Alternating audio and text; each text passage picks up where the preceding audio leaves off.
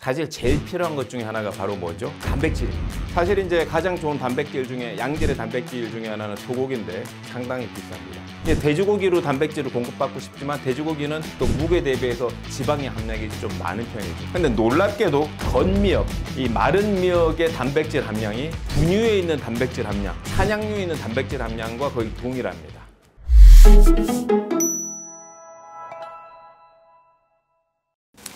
안녕하세요. 한방내과 전문의 배한호입니다. 자, 오늘은 이제 탐나는 일상, 이 먹거리에 대해서 제가 이제 준비를 했는데요. 우리가 이제 먹거리를 생각을 할 때 일반적으로는 되게 영양소를 많이 생각을 합니다. 단백질이 풍부하느냐, 지방이 풍부하냐, 뭐 탄수화물이 풍부하느냐, 또는 뭐 비타민이 얼마나 들었냐, 미네랄이 얼마나 들었냐, 이렇게 5대 영양소 중심으로 얘기를 하게 됩니다. 그래서 이제 오늘은 우리가 늘상 자주 먹게 되는 손쉬운 음식을 또 다른 측면에서 이제 바라보자, 그런 주제로 오늘 영상을 준비를 했고요. 주제는 기미입니다.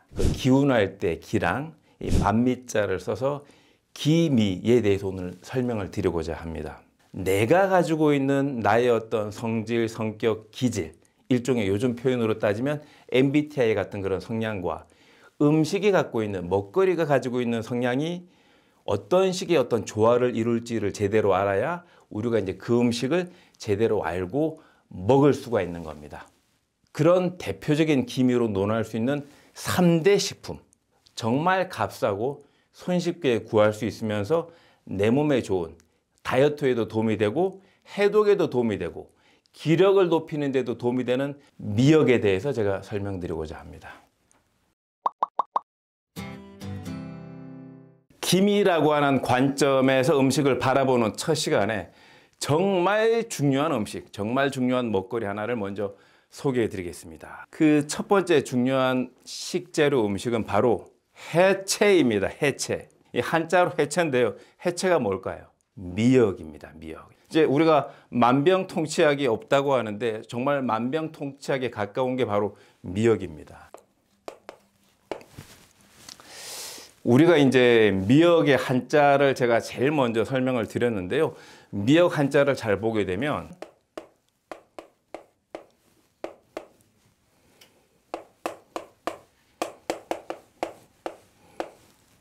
이렇게 되어 있습니다. 해채.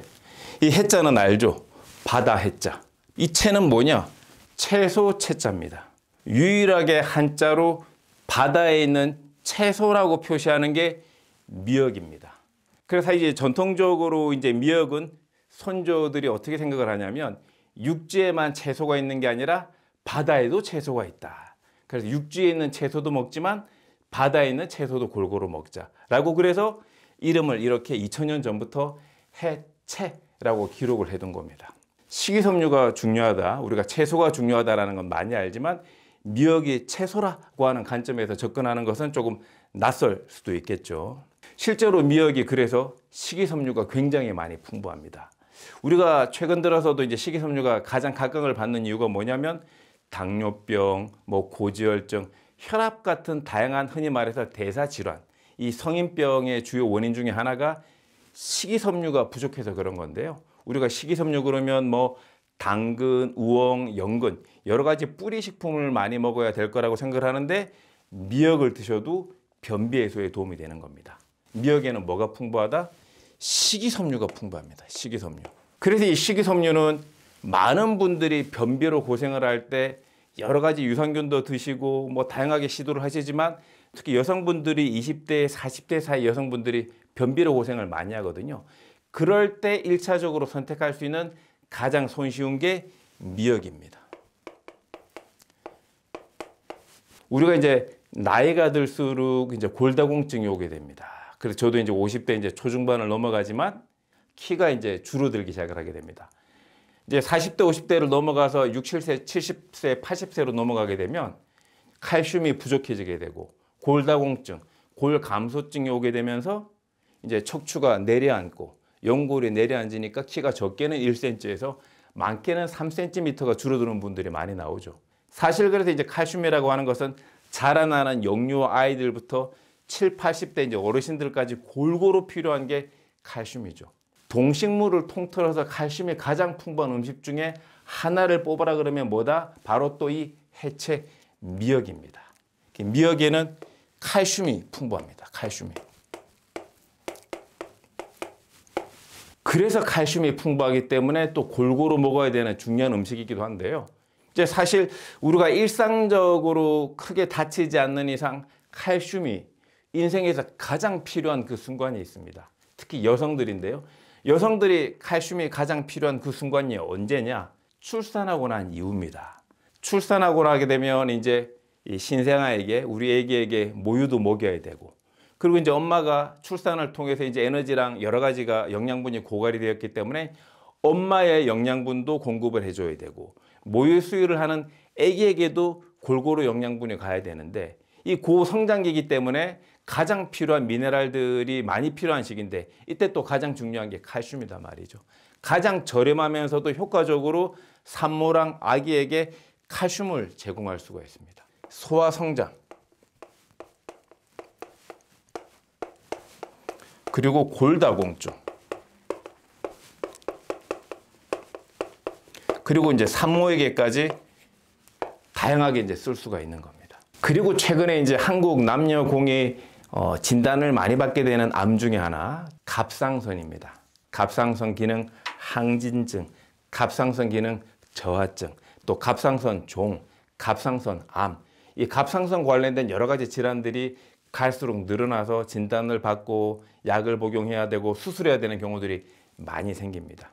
왜 그러냐면 우리 몸에 있어서 요오드의 대사가 제대로 이루어지지 않기 때문에 그렇습니다. 땅에 육지에 있는 식물 중에서 우리가 동물 중에서 요오드를 우리가 몸 밖에 있던 것이 몸 안으로 들어오기는 쉽지가 않습니다. 그런데 바닷속에 있는 채소류 중에서는 요오드가 풍부한 식품들이 많이 있습니다.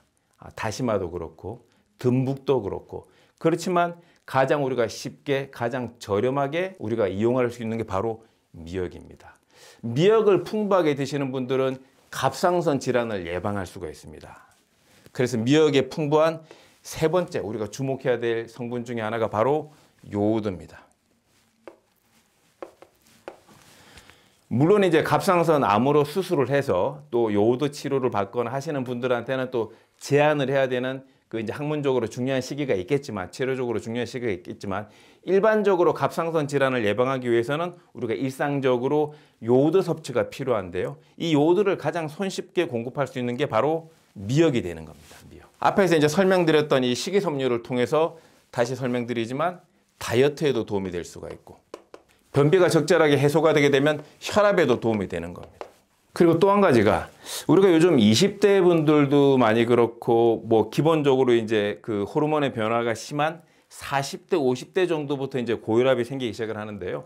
요즘은 빠르게 살고 스트레스를 많이 받다 보니까 20, 30대 분들도 고혈압에 걸리는 경우들이 많이 있습니다. 근데 이제 고혈압을 낮춰줄 수 있는, 그러니까 고혈압을 낮춰줄 수 있는 가장 좋은 지름길은 콜레스테롤의 수치를 떨어뜨려 주는 건데요. 이 콜레스테롤 수치를 떨어뜨리기 위해서는 라미닌이라고 하는 성분이 필요하게 됩니다. 이 라미닌이 가장 풍부한 식품 중에 하나가 또 이 미역이 되겠습니다.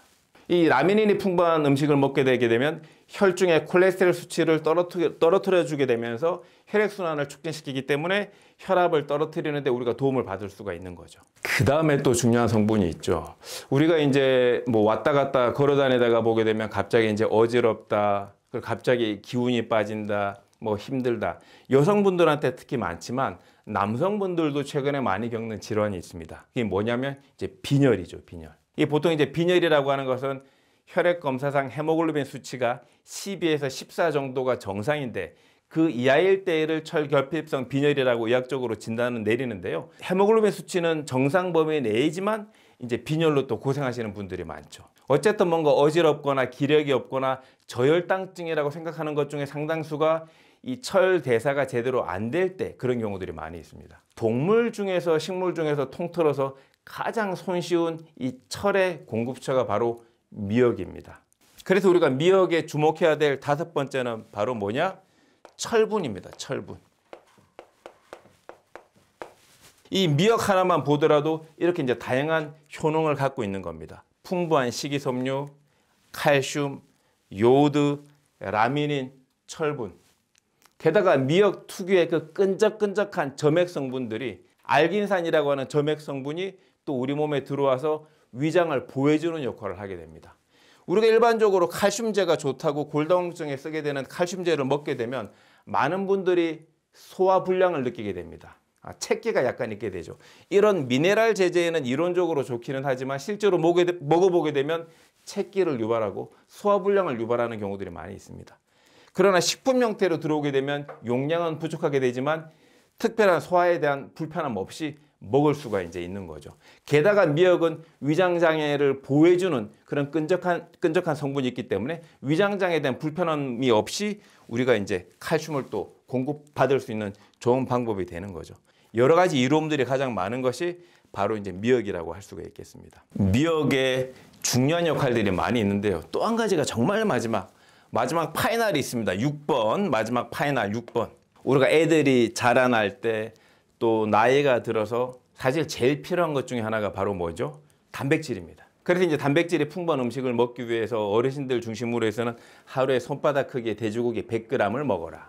뭐 하루에 자기 몸무게 대비해서 몇 %를 먹어야 된다. 적어도 하루에 60g을 먹어야 된다. 여러 가지 이제 단백질에 대한 얘기들이 많이 있는데요. 사실 이제 가장 좋은 단백질 중에 양질의 단백질 중에 하나는 소고기인데 소고기 중에서 가장 싼 부위가 엉덩이 부분에 이제 설도인데 설도만 하더라도 상당히 비쌉니다.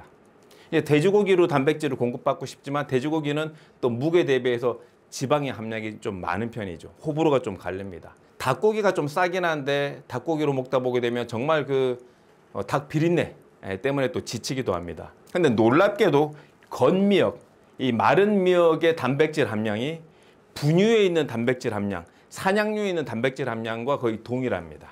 그 미역 하나만으로도 식이섬유, 칼슘, 요오드, 라미닌, 철분, 단백질 여러 가지가 동시에 충족이 될 수가 있는 거죠. 그러나 한 가지 주의점이 있습니다. 아무리 좋은 미역이라 그래도 우리가 이 바짝 마른 미역을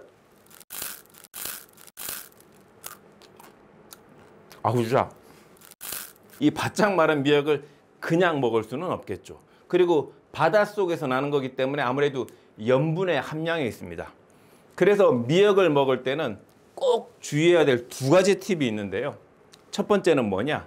미역국 형태로 드시면 좋겠다. 어쨌든 건미역이 가장 싸게 유통이 되기 때문에 세계적으로 미역을 가장 많이 먹는 나라가 우리나라입니다. 미역을 가장 많이 먹는 나라라고 하는 것은 미역을 통해서 우리가 많은 이로움을 얻기 때문에 본인도 모르게 많이들 드시고 계시는 거죠. 남들이 많이 먹는 걸 같이 먹어주는 게 나한테 도움이 되긴 되는데요. 이제 중요한 것은 미역은 불려서 먹어야 됩니다. 불려서. 그래서 미역을 데쳐서 드시거나 국 형태로 드시거나 해서 마른 미역이 아니라 젖은 미역으로 드셔야 된다. 누구나 아시는 거지만 이 팁이 가장 중요하고요. 이제 두 번째는 미역국 형태로 먹는 것은 저는 추천을 해드리는데 보통 미역국 형태로 드시라고 그러더라도 한 20분 또는 30분 짧은 시간 끓여서 드시는 분들이 많이 있습니다. 그러나 그렇게 하게 되면 이 많은 영양소들이 골고루 들어올 수가 없습니다. 내 몸에 제대로 흡수가 되면서 위장을 보호해주면서 먹을 수 있는 유일한 방법 중에 하나는 무엇이냐? 미역국으로 드시되 2시간 이상 끓이셔야 됩니다. 흐물흐물해질 때까지 끓여서 드셔야 이 많은 효능을 우리가 우리 몸속으로 가져올 수 있다는 겁니다. 실제로 식이섬유가 많기 때문에 30분 정도밖에 끓이지 않게 되면 이 식이섬유로 인해서 나머지 성분들이 제대로 흡수가 되지 않습니다. 이 식이섬유라고 하는 것은 우리 몸에 들어와서 우리 몸으로 들어오려고 하는 미네랄이 들어오지 못하고 오히려 이 식이섬유가 흡착해서 몸 밖으로 끌고 나가게 됩니다. 그래서 식이섬유를 많이 드실수록 살이 빠지는 이유 중에 하나가 내 몸에 잉여로 흡수되는 것을 흡착해서 끌고 나가는 그런 효능이 있기 때문에 우리가 식이섬유를 많이 이용을 하는 건데요. 그런 면에서 이제 변비에도 도움이 되는 거겠죠.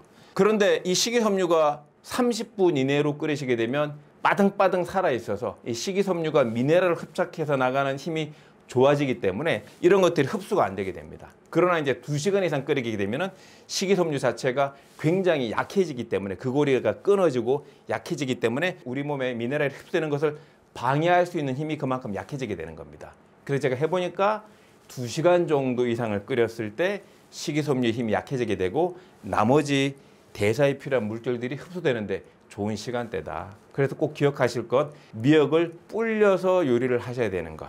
두 번째, 2시간 이상 미역국 형태로 끓여서 드시는 게 좋다라는 거 꼭 기억을 하시고요. 미역은 오래 먹어도 탈이 없습니다. 다만 염분이 있기 때문에 미역을 가지고 이렇게 약처럼 드실 때에는 그 조선간장이라든지 소금 간을 안 하셔야 됩니다. 그냥 미역만 가지고 하셔야 되는 겁니다. 미역만 가지고 하셔가지고 다른 간 없이 정말 담담하게 드셔야 이런 효능을 볼 수 있을 것 같고요. 일상적으로 또 미역국을 조금 맛있게 드시기 위해서는 뭐 조선간장이라든지 일반 간장이라든지 또 기존의 어떤 소금을 이용해서 그때그때 드시는 것도 또 좋은 방법이겠습니다. 제가 이제 설명을 드리는 건 장기적으로 뭐 하루에 한두 끼 정도의 기본 베이스로 드실 때 꼭 그렇게 하시라고 설명을 해드리고요. 또 한 가지, 이 미역국을 가지고 미역국 다이어트 하시는 분들이 많이 계십니다. 그러니까 미역국 다이어트 방식이 이제 뭐냐면 방금 말씀드린 것처럼 이제 미역을 가지고 이제 국처럼 해서 이제 드시는 건데요. 이럴 때는 거의 국물이 없이 하셔야 됩니다. 국물이 없이 미역 건더기 자체가 완전히 눅진눅진해질 때까지 하시는 거고, 그럴 때는 이제 미역만 가지고 하시게 되면 조금 이제 힘이 좀 떨어질 수가 있기 때문에 짧은 기간에 미역국 다이어트 하시는 분들은 이 미역에다가 쇠고기, 설도를 한 4분의 1 정도 또는 3분의 1 정도 같이 넣어가지고 같이 2시간 반 정도 푹 끓여서 하루 3끼를 밥이라든지 다른 거 일절 드시지 마시고 하루에 3끼를 미역과 쇠고기를 가지고 국으로 해서 담담하게 한 다음에 3끼를 가지고 한 일주일 정도 하게 되면 일주일 동안에도 최소 5kg 정도, 5kg 이상 정도 빠질 수 있는 또 대표적인 다이어트 방법이 되겠습니다. 마지막으로 미역국 끓일 때 요즘 젊은 분들이 모르기 때문에 마지막으로 하나 팁을 드릴 텐데요. 미역국을 끓일 때 양파나 파를 넣을까요? 안 넣을까요? 산모들 미역국 끓여 먹을 때 양파랑 파 넣을까요? 안 넣을까요? 근데 보통 우리가 이제 쇠고기라든지 채소 넣고 국을 끓일 때 모든 국이 양파랑 파, 마늘을 집어넣고 끓이잖아요. 미역국만 양파랑 파, 마늘을 넣지 않고 끓입니다. 이제 왜 그럴까요? 미역의 가장 대표적인 효과는 뭐냐면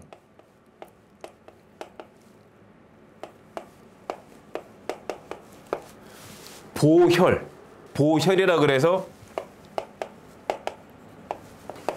피를 보충해 주는 겁니다. 그러니까 미역이라고 하는 것은 가장 대표적인 효능을 이 중에 하나로 꼽으라 그러면 뭐냐?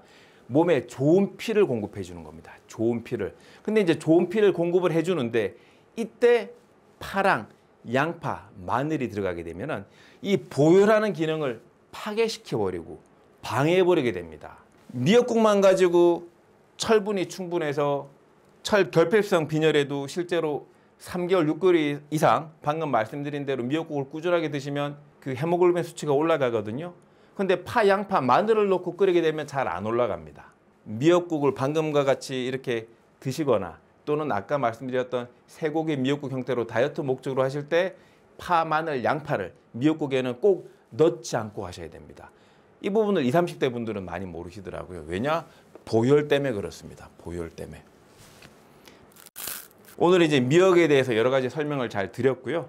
조금 저렴하면서도 다양하게 음식을 우리가 쓰고자 그럴 때 미역을 이용하시면 좋을 것 같고요. 이런 미역의 전반적인 효능을 또 다른 표현으로는 순기라고 하기도 합니다. 순기.